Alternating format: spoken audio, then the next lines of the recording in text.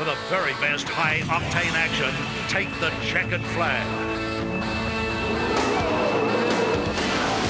Every week we'll feature all the Australian fire and fury and put the hammer down at racetracks around the world in Australia's #1 power sport show. If you like your motorsport with grunt, it's time to take the checkered flag. Every Wednesday night on Sports Australia.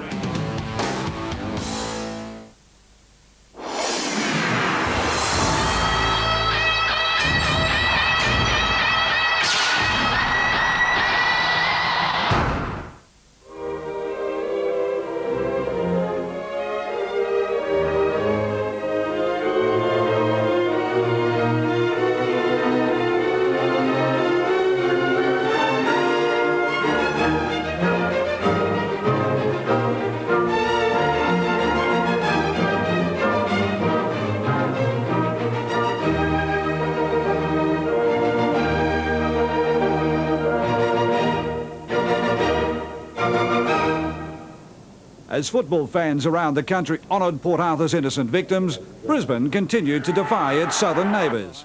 Its comprehensive performance against Fremantle kept it the ladder leader. Superbly done, shrugs off a tackle, deserves a goal. I think he's got it. The same couldn't be said for Adelaide. Its inability to impose itself in Melbourne again shone through. Goal goes Paul Williams, and he's got the goal.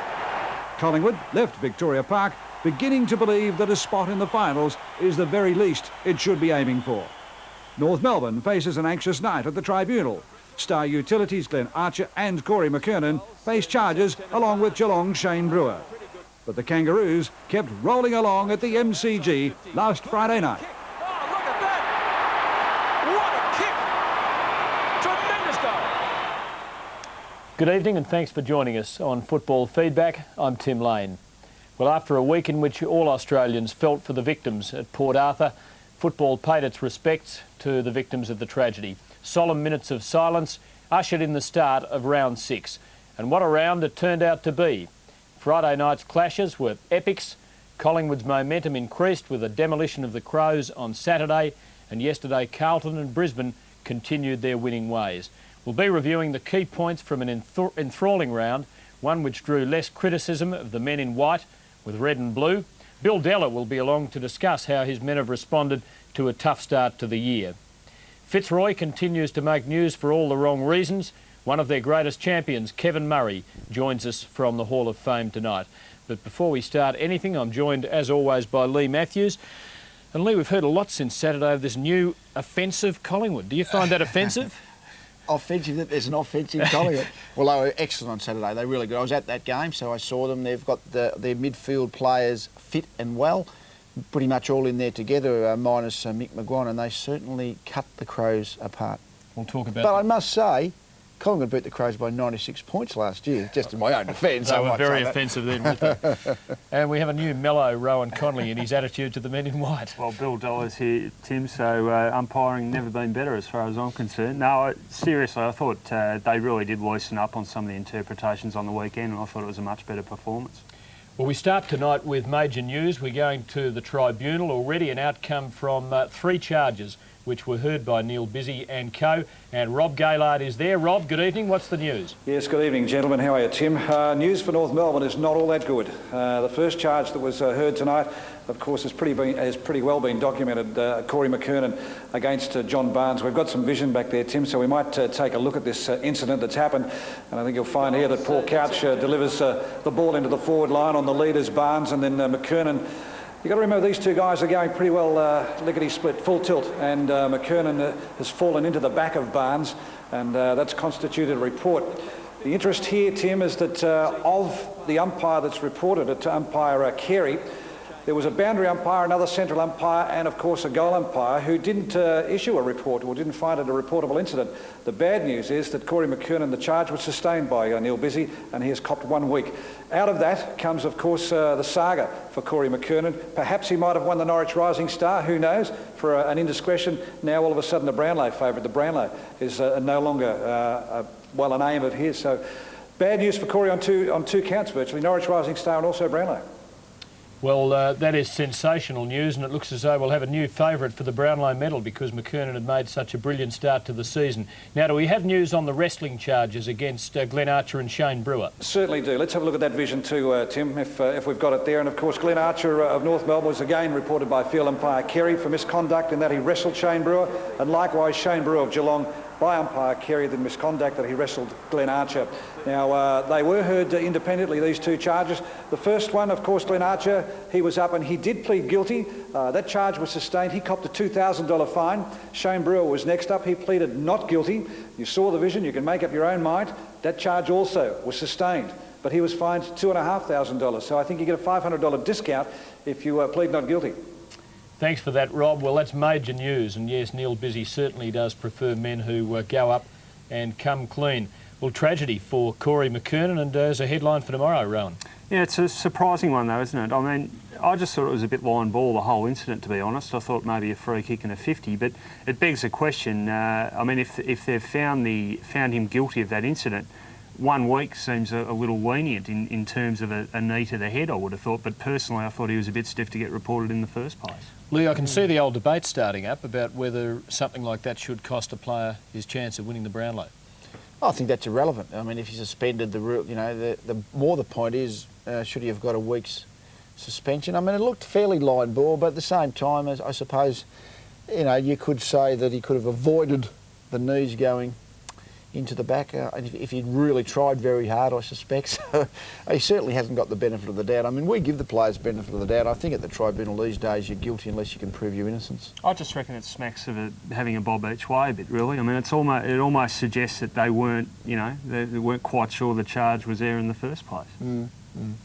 He's a big man, came down hard, and you'd think Busy might have come down a little bit harder if he was convinced of his guilt. Well, I would have thought so. I mean, one game penalties tend to be for the lesser offences, don't they? And, you know, if you're saying that a knee to the back of someone's head is potentially very dangerous, you'd probably think it'd earn a bit more than one. Rohan, into some of the other news, and news stemming from the weekend, and I think you have some follow-up on a few of the results.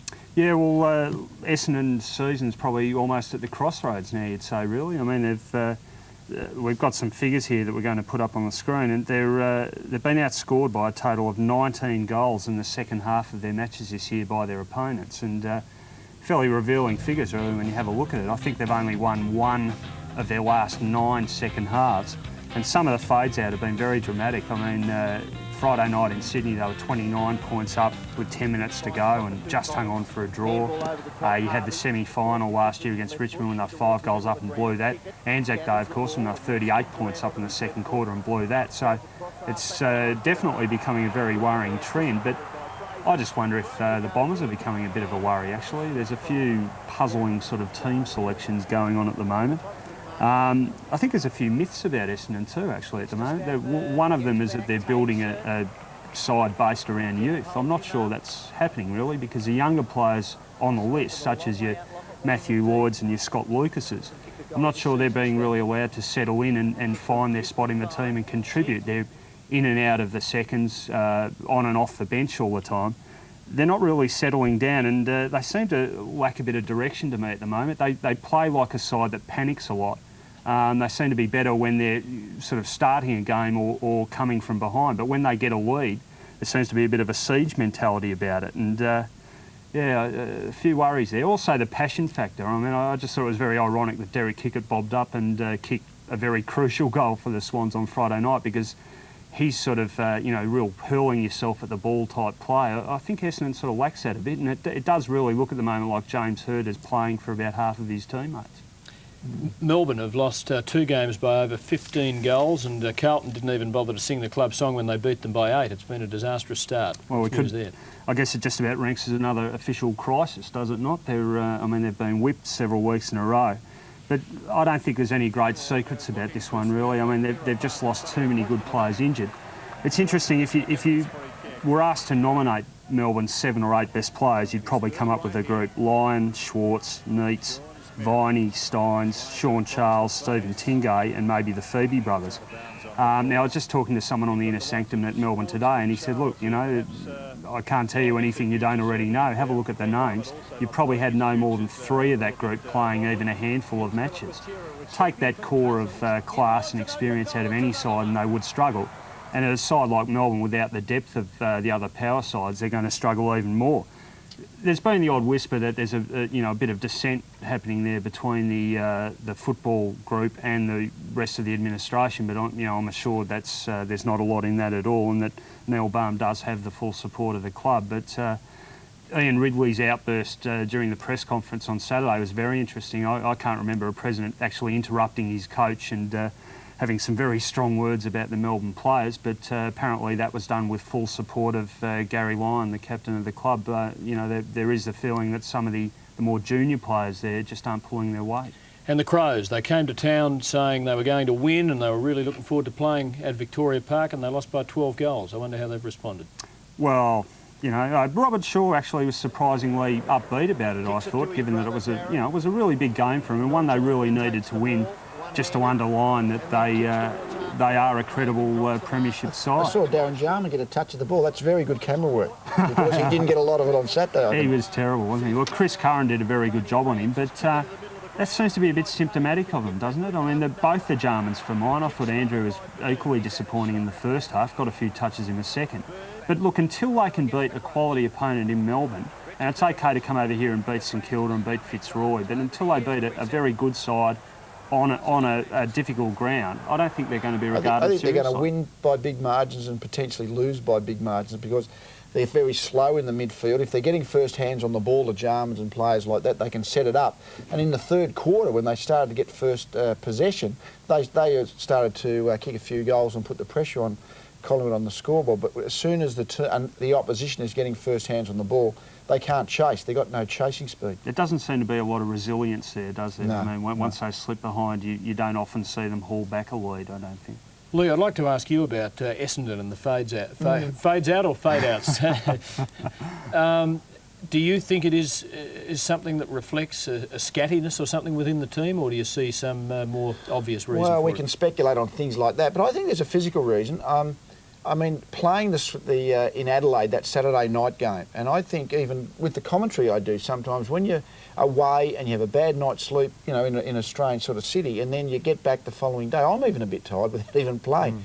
And when Essendon played the Crows that night and came up against Collingwood 5 days later, I mean, they were gone halfway through the second quarter against Collingwood, even though they were leading. And all the athletic trainers will say that once you've flattened yourself, it takes a break and a month, months to come back. And just maybe Essendon, that playing these numbers of games in a short period of time, another interstate venue last Friday night and a short week this week, it's been a horrid draw, I think, physically, and I think there's physical reasons to support what's actually happening.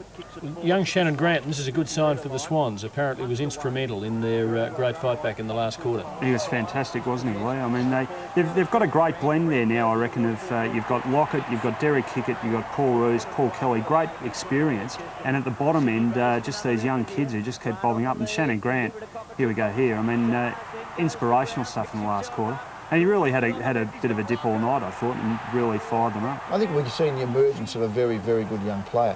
And I mean, in the years ahead, once he gravitates to the midfield, I think he may well be one of those, better on ballers around too. But it's also the sense of, you do get that sense of passion with some of their younger players. I mean, you go back to Essendon in '93, I mean, it was pivotal to their success, I think, that group of baby bombers who came in and they really played with that zest all year.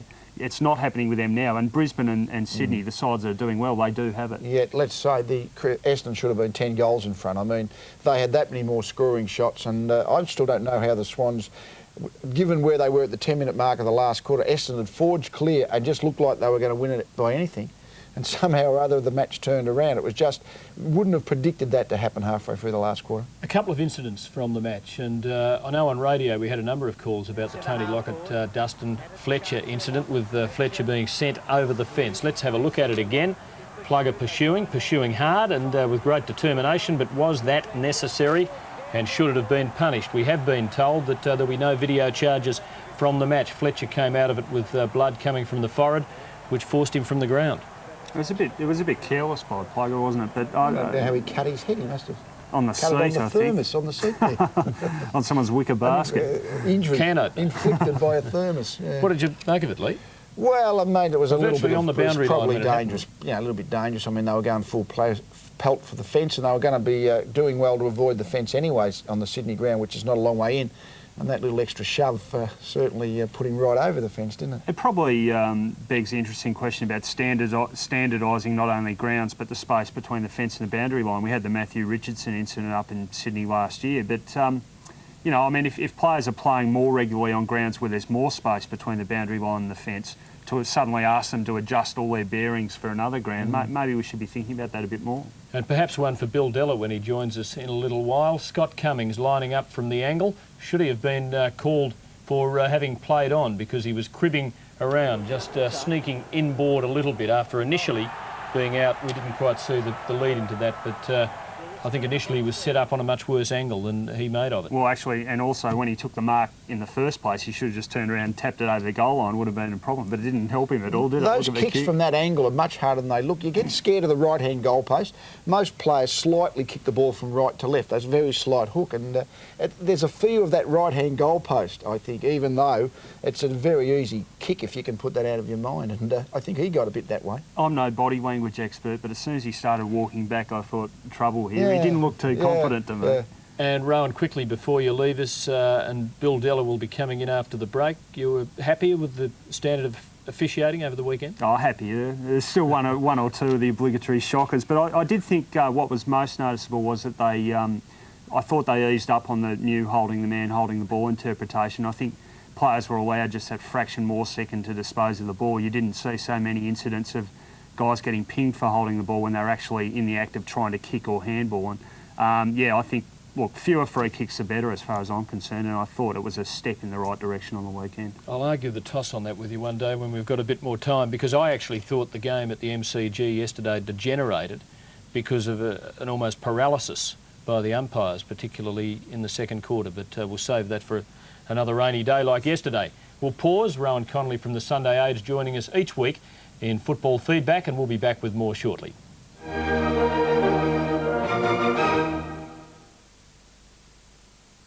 Football passions ignite and the live action is red hot when two of the AFL's great rivals, the Bombers and the Cats, come face to face in a titanic tussle. A football inferno erupts when Essendon clash with Geelong. Watch the Bombers on Sports AFL. Oh, what a grab! Brownless and Barnes battle Hurd and Wanganeen. Live Wednesday night at 8 o'clock. It doesn't get any better than this on Sports AFL. Australia's best take on the world's best in basketball's prestigious World Challenge. Our precious opals can now prove to the world what they already know. Game 1 against the Ukraine tonight at 8:30 live on Sports Australia. Saturday. I'm pregnant. One tiny thing. Oh, I'm dying! You're not dying. That can turn a woman's life upside down. We're getting married and you can't go out with me no more? The television premiere of Angie. Ma'am, are you all right? Academy Award winner Gina Davis. Why don't you throw him out? He's not eating. And the Crying Game's Stephen Rea. You're pretty lonely or horny. What's your problem, huh? I'm Irish, which often gets confused for lonely and horny. A comedy about life's little surprises. How about this? Angie, Saturday on the Movie Network. I'm all shook up, So many of the great songs of rock and roll are now going country. Well, alright, we'll live in love with all our might, high on a mountain of love. And so many of the living legends of rock are crossing over to country. Great songs, so many stars, all on country music television. Channel 22.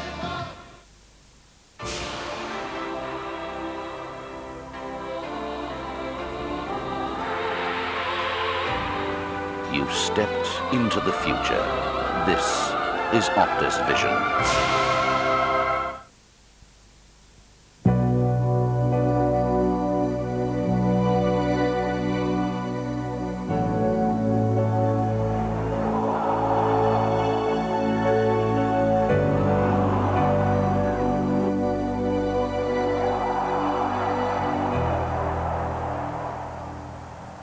Welcome back, and shortly we speak with National Director of Umpiring, Bill Della. But before that, as we review round 6 of AFL competition, let's have a look at the best of the best.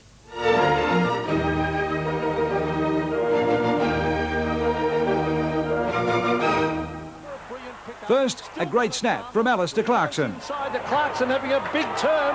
Clarkson bends it back. Oh, great goal. Jason Ball. In the warning, so he has to kick it immediately. It's gone straight up the ground. Ball is the fire at the back. To Richmond and Fitzroy and Matthew Rogers. Down towards the half-back flank. Rogers and Connolly centre wing. And Rogers takes a screamer. A great tackle from Cummings. Careful! Dropping the ball. Tackle of the year so far from Jared Malloy. Free kick. Miranda has Nate. He threads it through. He'll only go over the top. But it's steamroll. Great fly, Chris Johnson. It goes to the outer side. Oh, Johnson! To Friday night, and the Buddha goes down. To Hocking under pressure. Oh, caught high. Bang, down he goes. Great snap from Brewer. Still he goes. A snap at goal. It bounces and it bounces through. He's kicked it. But the Buddha recovered to take this mark. The Brownlow medalist. Down to Hocking. And Buddha's taken an absolute screamer. King Kerry from the back. Right on 50. It's one for the high flyers. Oh, and Wayne Kerry at the back of the pack has taken a ripper. What a mark. Just about brought the grandstand down. Best goal, Corey McKernan. Has he kicked it? He has. At Victoria Park, Bickley got Brown. Back into attack. Nobody flew for it except Bickley, who failed to take the mark. Brown popped one high and went down hard. Gavin Brown gets the free kick if he can take it. Tyson Edwards. With the umpire, a rare free kick for Adelaide, and they got a goal out of it. Russell, what a climb, a magnificent mark by Tyson Edwards. A diving one to Stewie Lowe. Much up on the forward line. That's a fantastic mark from Stewie Lowe. Great tackle, Shanahan. Down the direction, certainly accidentally. Taylor. Great tackles from Shanahan. All eyes for the football. James Hurd. Ground to put Puckett to Collins was in the box seat. Hurd running back. William O'Loughlin. Hurd, wonderful. And Lockett on the loose. Here, Lockett in pursuit. They try and clean him up. Simons, Lockett still going with Fletcher. Oh, careful, boys. That's a bit... He's all right. He's done well to recover there. To Perth yesterday.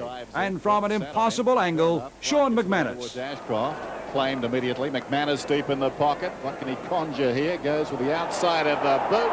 That is a fantastic goal. And two teddies tangled. Bandy finding himself in space. Kick by Bandy to centre half forward. Champion runs down by his own man. Two Brisbane players hurt in that run. Great grab, Luke Darcy. Manzi's targeting Kuta Feeties, but what a grab by Luke Darcy. And finally, a snap from Rowan Welch. No, Welch finding it too slippery too, but he recovers and goals. More great action in round 6. Well, the umpires endured a torrid start to the season. New rucking rules and a shift in the interpretation of the holding the man ruling saw them cop more than their regular share of criticism. National Director of Umpiring Bill Della joins us tonight to discuss their response. Bill, thanks for coming along. You have a full-time coach in David Levins. In fact, we had him on with us 2 or 3 weeks ago. Does that take some of the public heat, at least, from you? No, not really. I guess ultimately I'm responsible, Tim, but we needed a full-time coach because we just didn't have the time with part-time people to spend with the umpires that was needed. Have you been happy with the way it's worked, particularly holding the ball, which has been the really contentious one? Well, I think we're doing it a bit better now, but we have had our problems with it, and I think... I mean, he was probably our best player last week, and that might be underestimating Ramiro's capacity, but still, when the game had to be won, the bloke who's producing the magical and magician type things in these circumstances is still Williams, and you look back and you see the Bradley goal and the Williams goal at the finish. Not all that many players in the competition over that distance from that sort of position and in the desperate circumstances are going to kick him, and neither of them deviated. Greg with a wobbly old talk that went through, and Braddles with his long long punt. And that shows I think a great capacity that no team wants to be without. David Parkin, after another Carlton victory, 5 out of 6. Leigh, did you count SAs and LBGs? Well, we did sacrificial acts. I'm not sure what David means by that. I don't know whether it's players put their body on the line for the cause, but the loose ball gets, which is when the ball's wobbling around on the ground, and who gets it? Do your team get it, or does the opposition team get it? That's a reasonable indication, as he says, of those contested possessions, whatever term you want to use. Well, he was supportive of Greg Williams, and in fact, we might have a look at Diesel's only kick of the day. He was very, very fortunate, one would think, to get it. He was awarded a free kick for that. That was in the last quarter, after a period in the second quarter, which Bill Della referred to earlier, of 20 minutes or so with barely a free kick paid. So that one hardly seemed consistent with that. Well, he never looked like he was going to pass it. He was always holding a torp, and he's very good over that distance. Yeah. He's very consistent. His timing's terrific, Greg Williams, but he never ever seems to miss-kick a torpedo. He always seems to get onto one. Terrific. Fantastic so short legs. kick, These blokes with short legs can kick torpedoes. Does that help? Well, yours weren't too long either. Yeah, it's true. You're working with a shorter lever, though, aren't you? You're talking to my forward pocket player Wednesday night for the Legends game, you know that? Of course, yeah. Is he in good shape? He's in good shape. He was kicking those torps today at practice, 50 metres easy. He gave me the afternoon off, so it was good. The training run off, so nothing's Great chance changed. for you, Daicos. He can give you some instructions and you can just tell him to go and I did actually. I said to him before training that for years I copped these sort of go here, go there, so I said that was the end of it. Officially no-go. Saturday night, you were out at Waverley. You saw the co-tenants, Hawthorn and St Kilda, and the Saints, after a bad start, have strung 3 together. Well, they've just sort of been going along, you know, and again with a heavy reliance on Leigh and Everett. Again, Burke sort of come to the fore. Harvey was a very good player with 30-odd touches, but they never looked like losing the game, and it was a pretty solid game, and you'd have to give Hawthorn credit for that. They still look very much undermanned, but when you look at the Hawthorn team, you look before Langford actually pulled out of the team, they had Langford, Jason Taylor down the spine, Condon, Holland and Dunstall. So it doesn't read too bad. And you add Pritchard on one side of the ground, Crawford on the other side on the wing. I mean, they don't look too bad, but then you've got to ask yourself whether age comes into it. Maybe they are on the wrong side of 30. But again, St Kilda with Stewie Lowe doing well up front, finishing with 6 goals, and he has 37, and he seems unstoppable at the moment. They're giving him plenty of room, and I think more than anything else, he's getting plenty of opportunity now. Well, at the other end of the ground, it's a different story, isn't it? And Jason Dunstall is doing it pretty hard. Goalless in this match, a rare occurrence. Although the last time was late last season, as we'll see in a little while. But what is it, Leigh? Is it delivery out of the middle of the ground, or is it age, I don't think there's one obvious reason. I mean, I think ordinary full forwards get the ball when they're given maybe a 70-30 chance by their teammate upfield. The very good players get the ball on 50-50 chances, and I just don't think that Jason seems to be getting the ball on those 50-50 chances unless the ball's sort of kind of delivered on a platter. He just doesn't seem to be getting it, and that's very different from the Dunstall we've known and admired over the years. They're interesting stats, aren't they? His career average is 4.7 per game. Last year he averaged 3.9 or a tick under, and thus far this year he's averaging 2.8. Just seems to be falling away each year, and I suppose no coincidence that the team also is battling. But do you think Leigh also with maybe up the ground too, just the understanding of his movement, because they've got a new batch of kids they've just come along in the last 2 or 3 years, that just the understanding, it's so important that you understand your forwards' movements and different characteristics of their play. Yeah. And maybe I mean, Condon and Crawford, who are 2 of their young midfielders, I'm just not sure whether they, well, I don't know where Condon's that young now, but nevertheless, get a lot of the ball, but I think they're fairly sloppy in their disposal. I don't think they're really precise kicks to position. John Platten is just sort of having as many bad days as good ones these days. Friday night, North Melbourne beating Geelong in a clash of 2 of the teams who are going to be standard setters, I think, this season. But Geelong have had the edge on North over the last couple of seasons, as I recall, so a significant win. Well, I think so. I mean, I think North Melbourne are a very good team. I think I sort of bobbed them as premiers as my pick before the season even started, and I still would stick with that. I've seen North maybe 3 times, and I think they're really a very strong team. They run hard, they keep going, and they've got 2, Carey and McKernan, who are mobile, tall marking forwards, and you know, Leigh and Everett are maybe similar in some ways, but I mean, they're a very good team, North, I believe, and I think Geelong are a good team as well. So from what all reports, that was an exceptional standard game. And Carey, 5 goals. It's got to be a good sign. Well, you know, I think Dennis Pagan's been wrapped in his performances, and we've had Dennis on a lot of our highlights over the past 2 or 3 weeks, and they've been wrapped. And I tend to agree a little bit. A lot of the pressures come off because there are other players on the forward line winning the ball now, and North Melbourne's average, I think, as of the first 5 rounds was about 20 goals per game. Now, that's pretty high. So it's a pretty even spread of goal kickers there, which is a fantastic sign. I don't think Carey's got quite that real bouncy athleticism that he had even a year or 2 ago. Doesn't mean he's not as good a player. I think he's just a slightly different player than he was a couple of years ago. He's more sort of the, what would you say, he marks the ball just as strong, but I just don't think he charges around the ground quite as much. So it doesn't mean he's any worse, but I think he plays differently, and that's why we sometimes look at him and think he's just not quite playing the same manner that he has. Would you be using him in the back half of the ground, as Pagan promised he would do before this season, and has actually lived up to it? Well, I think occasionally. I'm sure he'll, at the end of the season, you go back and he'll be spending 90% of his time in the forward line, but you know, spending some time, and I think the fact that he started half-back last week is maybe partly for variation and partly for the fact that I don't know whether Dennis seriously believes he's been playing as close to his absolute best as he maybe has been making out publicly. I think I said he kicked 5. He got 5 last week. He got 3 votes, I know, from our commentators from Friday night, just to set the ledger straight. Now, North's forward setup, they seem to have made a virtue of the necessity of having lost John Longmire and of wanting to use Carey at the other end of the ground, and things are working pretty well. Well, they've got a number of players they put in there. I mean, Carey's normally there, McKernan will do the ruck work, but he's normally drifting forward as well, and then it could be Archer, Scholl and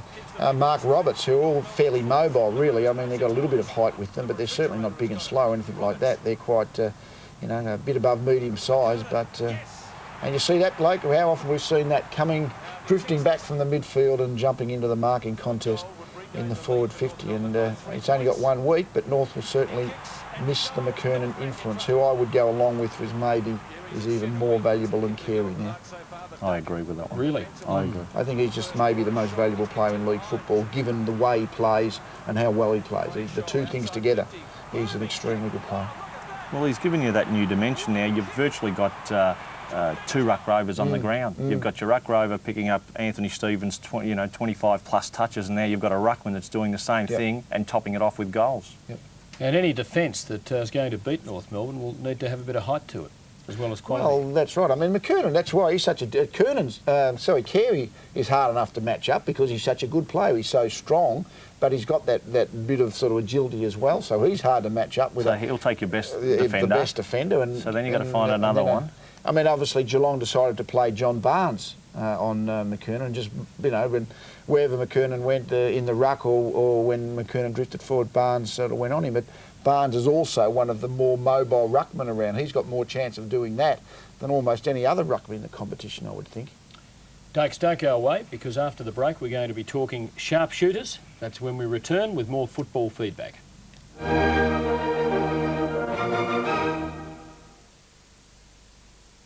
Football passions ignite and the live action is red hot when 2 of the AFL's great rivals, the Bombers and the Cats, come face to face in a titanic tussle. A football inferno erupts when Essendon clash with Geelong. Watch the Bombers on Sports AFL. Oh, what a grab! Brownless and Barnes battle Hurd and Wanganeen. Live Wednesday night at 8 o'clock. It doesn't get any better than this on Sports AFL. Australia's best take on the world's best in basketball's prestigious World Challenge. Our precious opals can now prove to the world what they already know. Game 1 against the Ukraine tonight at 8:30 live on Sports Australia. Saturday. I'm pregnant. One tiny thing Oh, I'm dying! You're not dying. that can turn a woman's life upside down. We're getting married and you can't go out with me no more? The television premiere of Angie. Ma'am, are you all right? Academy Award winner Gina Davis. Why don't you throw him out? He's not eating. And the Crying Game's Stephen Rea. Are you lonely or horny? What's your problem, huh? I'm Irish, which often gets confused for lonely and horny. A comedy about life's little surprises. How about this? Angie, Saturday on the Movie Network. I'm all shook up on So many of the great songs of rock and roll are now going country. Well, alright. Well, alright. We'll live in love with all our might, high on a mountain of love. And so many of the living legends of rock are crossing over to country. Great songs, so many stars, all on Country Music Television. Channel 22.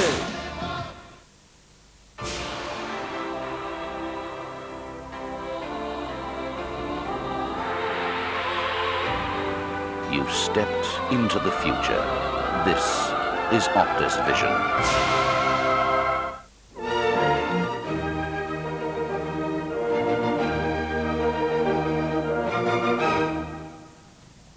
Well, a slightly different tack this week. I want to have a look at the sharpshooters we're looking at are midfielders and just how important they have become in, I think, amassing a winning score for a lot of teams. And Tim, they've become a really important part, and I think a big feature. Collingwood have kicked 103 goals to date so far, on an average of 17. I think 40 goals have come from midfielders.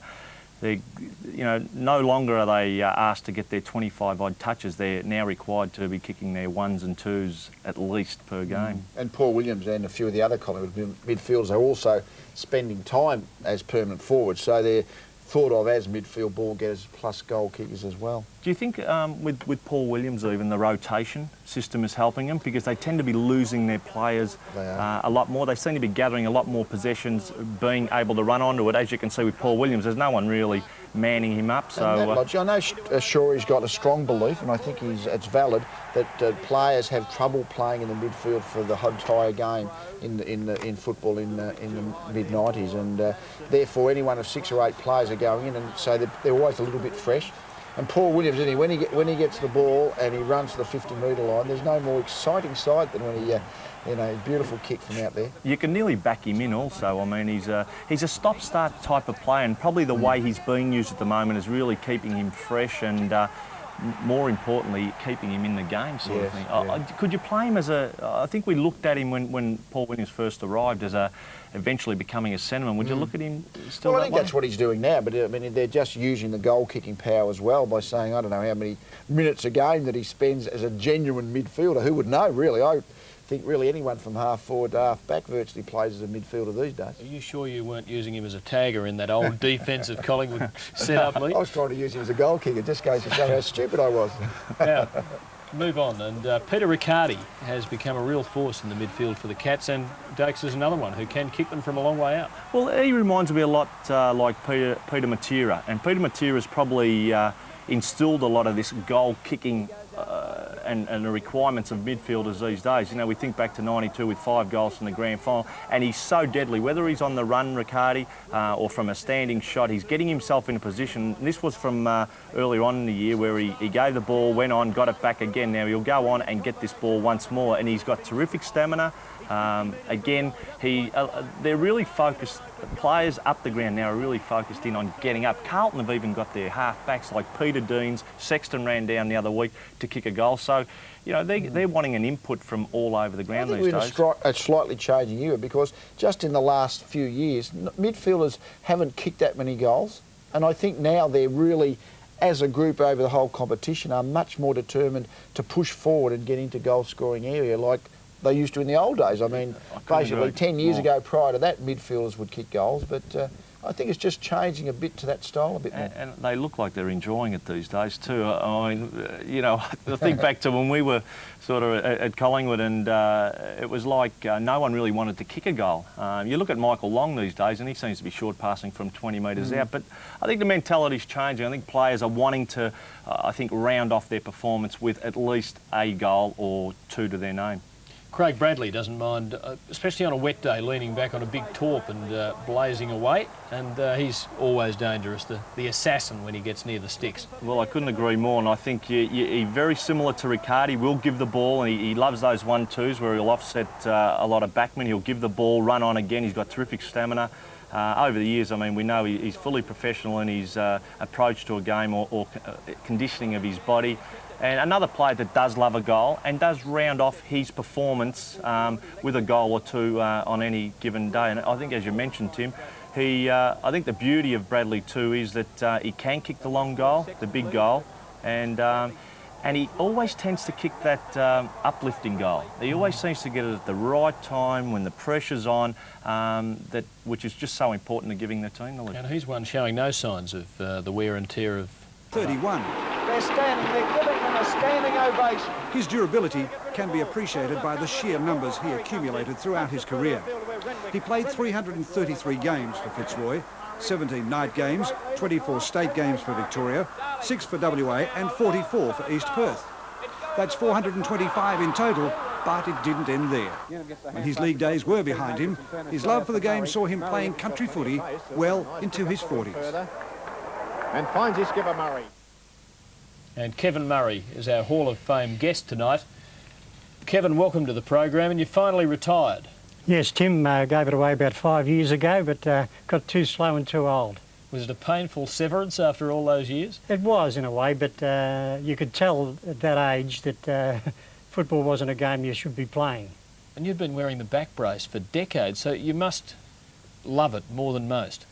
Well, the main thing is that a lot of blokes retire from football and play golf. I just wanted to keep playing football, and fortunately I was playing in B grade, because if I had have gone to A grade, there was no chance of me really getting a game. But I was able to teach some of the players that I coached in B grade by doing a little bit out in the ground, besides teaching them from all you learnt in the league. Kevin, where did the Bulldog nickname come from? That was off the ground, Leigh, but we won't go into that now. Oh, well. That sounds interesting. I was just hoping you never had that footage. And the main thing, Wednesday night's Legends game. You're in my team, of course. Do you think you'll be able to get on the field or not?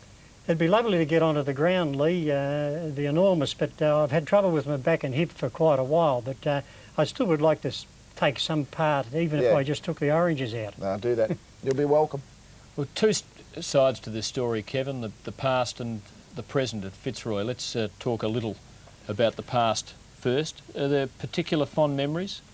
Oh, there's some wonderful memories of Fitzroy, right from the times I first started under Bill Stephen, when he was our playing coach, and then we had the great coach, one of the greatest coaches of all time, the late Len Smith, took over and taught us a modern type of football and introduced the flick pass, which we're going to use in the Legends game tomorrow night. And there's some wonderful memories. I coached Fitzroy 33 years ago as a playing coach there, and we were far worse player-wise than they are today, but we kept plodding on, and fortunately we left our mark a lot of times on some of the top sides, but we were never good enough to take off a premiership.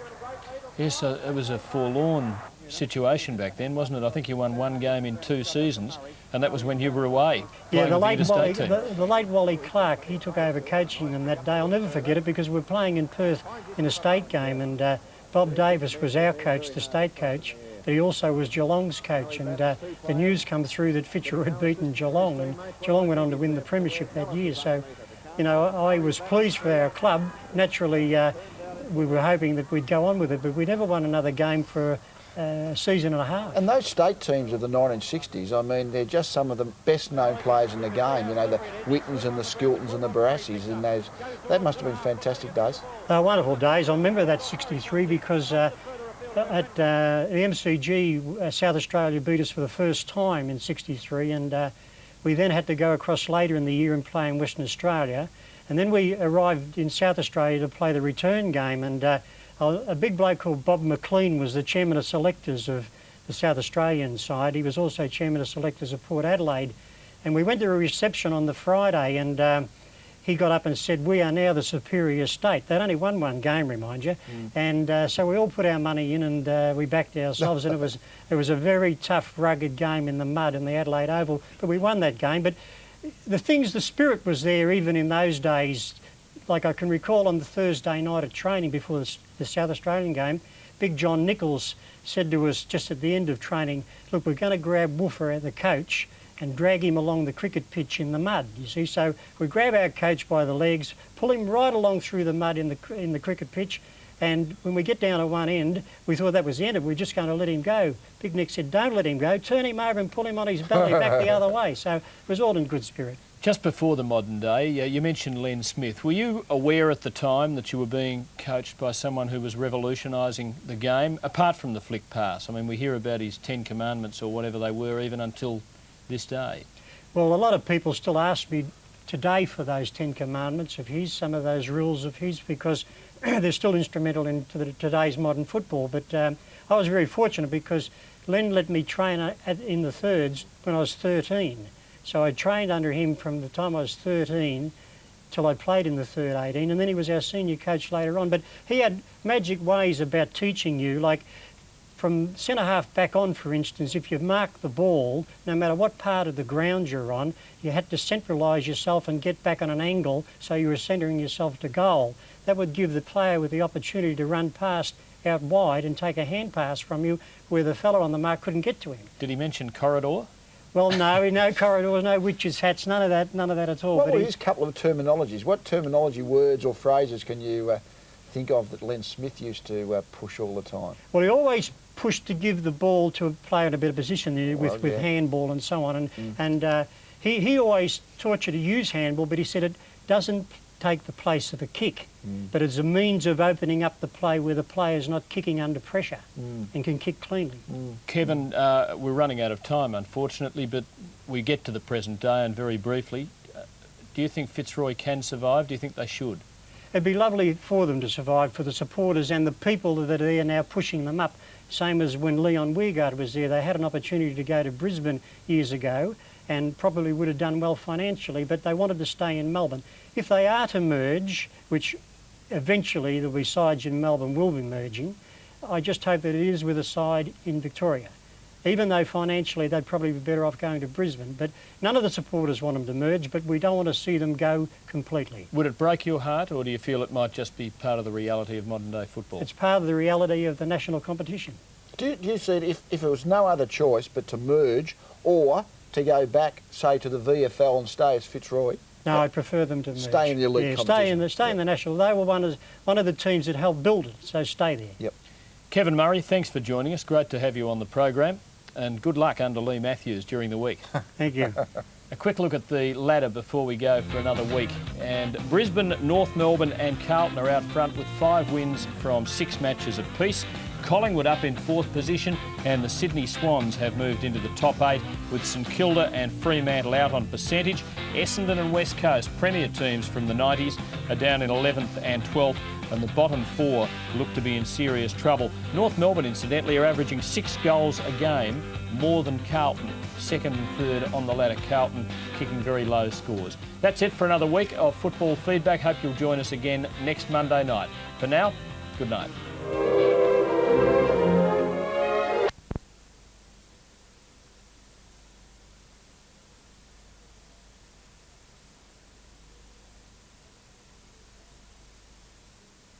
So it was a really good win, and everybody put their hand up, and I mean everybody in the end of the game. Those blokes, I asked for a bit more at half-time, you still had a bit, and you did the right things at the right time. That's all I asked of you, but great team effort by us. Smell a bit of liniment in the air, I think. I think that must have been a hidden camera. I know sure he didn't say much, but I doubt very much whether he would have allowed the camera to hear that kind of confidential. So well done to the cameraman, whoever got that shot. That's fantastic. Maybe he was feeling... he was pretty pleased about it. I think he greeted the players as they were coming off the ground, sort of went out there, so he was pretty happy about it. Well, that's what he had to say to his players. Let's hear what he had to say to the media. Do you now have to reassess what your goals are for this year? I mean, have they surprised you how good they've been this year? No, they haven't surprised me. You know, our aim, and I think, you know, I probably was criticised when I first took over the job. I said I want to win a premiership. Well, I still do. You know, the group wants to, but we've got to qualify now. You know, we're going along all right, 3 wins in a row, which we haven't done consistently for a long time. You know, hopefully we can get on a roll. But I think what we're aiming for is to qualify, and if we do, I think we'll be very competitive. But I just ask them every time they go out there to have a dip, and you know, when they jumped us early, I thought they really persevered, and everybody did their bit. I don't think I can, you know, some had smaller roles, but I don't think anybody didn't do at some certain time the right thing, which we wanted. You made a big point pre-season of getting a lot more depth in the midfield on ball set up. I mean, you must be wrapped with how that's performed. Well, they were good today, and I think the Crows